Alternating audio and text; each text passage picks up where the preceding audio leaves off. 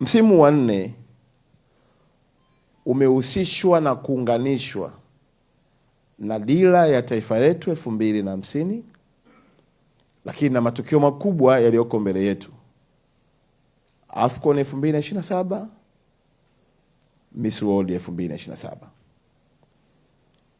Msimu huu wa 4 tutakapokuwa tunafuatilia,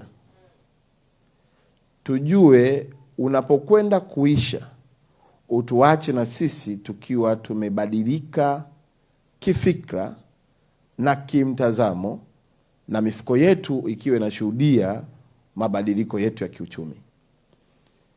Mchongo unaoletwa na CRDB kupitia vipindi vyetu, episode zote zetu 8, unatakiwa tuchukue serious ili utusaidie kubadilika kiuchumi.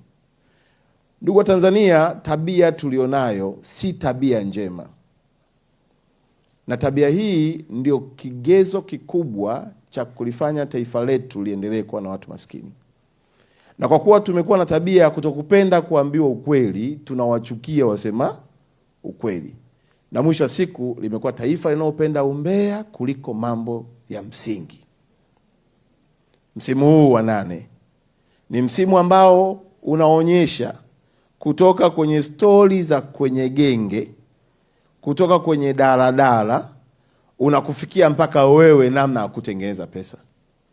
Sasa ukibaki unalaumu wakati mabenki na taasisi zote za fedha zinajitahidi kukuonyesha fursa ziko wapi, kwa sababu hawataishia tu kuambia wapi unakopa, lakini wanakufundisha na namna ya kufanya biashara, namna ya kuanzisha biashara, lakini wakusaidia pia kufungua upeo wako wa kufikiri, uone mazingira yaliyokuzunguka yanawezaje kubadilika kuwa fursa kutoka kwenye changamoto.